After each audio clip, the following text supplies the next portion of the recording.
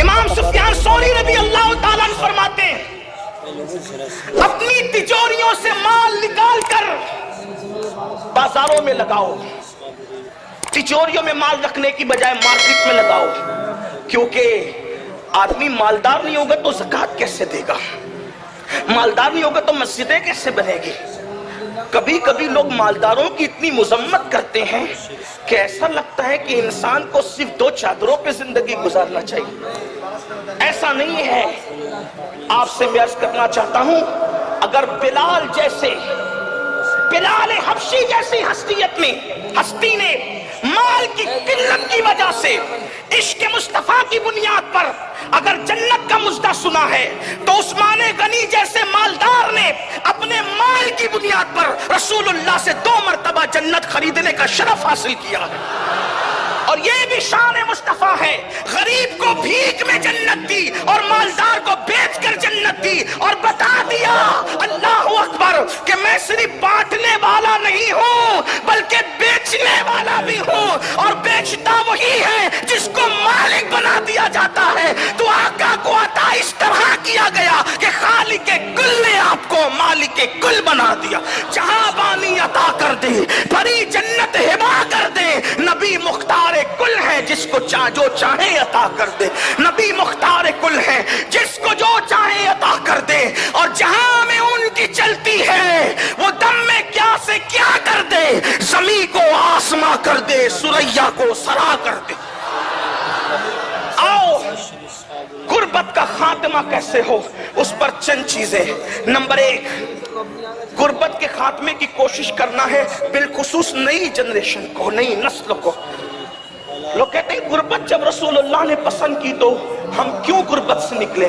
ہم نے کہا بیماری بھی تو پسند کی، لیکن ساتھ میں یہ بھی کہا بیمار پڑو تو بیمار مت پڑے رہو، بلکہ بیمار پڑو تو بیماری کا علاج کرو۔ بیماری آ جائے شکر کرو، شکوہ نہ کرو، علاج کرو۔ ایسے ہی غربت آ جائے شکوہ نہ کرو، اس کا علاج کرو۔ غربت کا علاج کیا ہے؟ نمبر 1، مسلمان تجارت کی طرف توجہ دیں، ہم تجارت کریں۔ مزدوری کو اسلام نے پسند نہیں کیا۔ اسلام ہمیں مزدور بنانے نہیں بلکہ اسلام ہمیں تاجر بنانے کے لیے آیا، اسلام ہمیں مالدار بنانے کے لیے آیا۔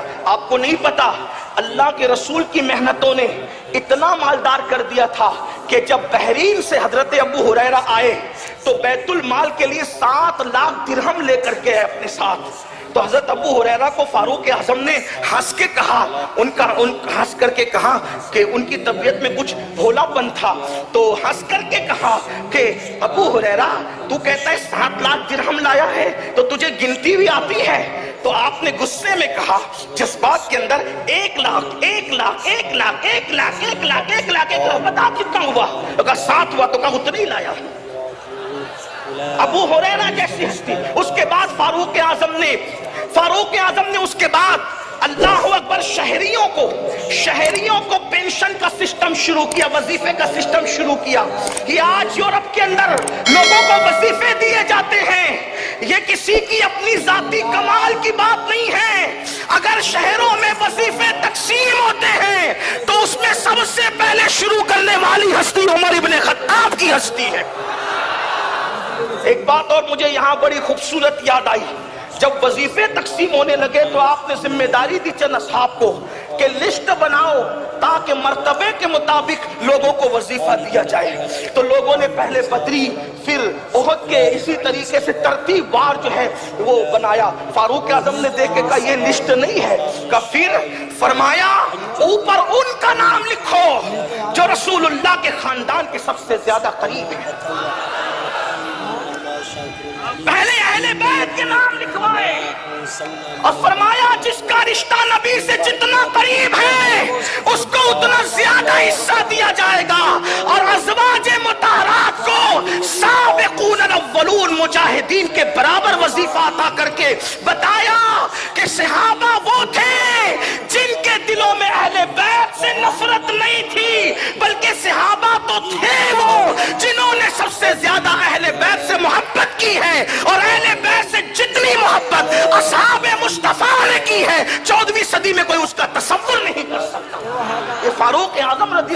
تعالیٰ کا عشق رسول تھا، آپ نے پہلے اپنے آقا کی اہل بیت کو سامنے رکھا۔ بہرحال تو میں عرض یہ کر رہا تھا، پہلے نمبر پر مسلمان تجارت کو فروغ دے، تجارت کریں۔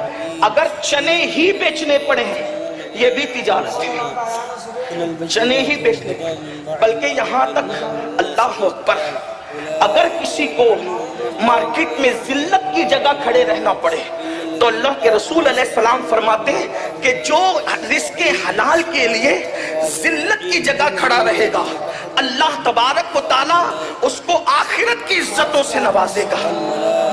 اس لیے پاکٹ مار نہ بنو، چیٹر نہ بنو، چور نہ بنو، سود خور نہ بنو، کسی کے مال کو ہڑپ کرنے والے نہ بنو، حلال تجارت کرو، حلال۔ اور سن لو، تاجر لوگ کہتے ہیں مولانا آپ لوگ تو دیندار ہیں، ہم لوگ تو دنیا دار ہیں۔ میرے بھائی تو کوئی دنیا دار نہیں ہے۔ اگر تو اپنے بال بچوں کو محتاجی سے بچانے کے لیے حلال تجارت کر رہا ہے تو کوئی دنیا دار نہیں ہے۔ مصلی پہ نفل کر پڑھنے والے کو اتنا اجر نہیں ملتا جتنا رزق حلال کمانے والے کو اللہ اجر عطا فرماتا ہے۔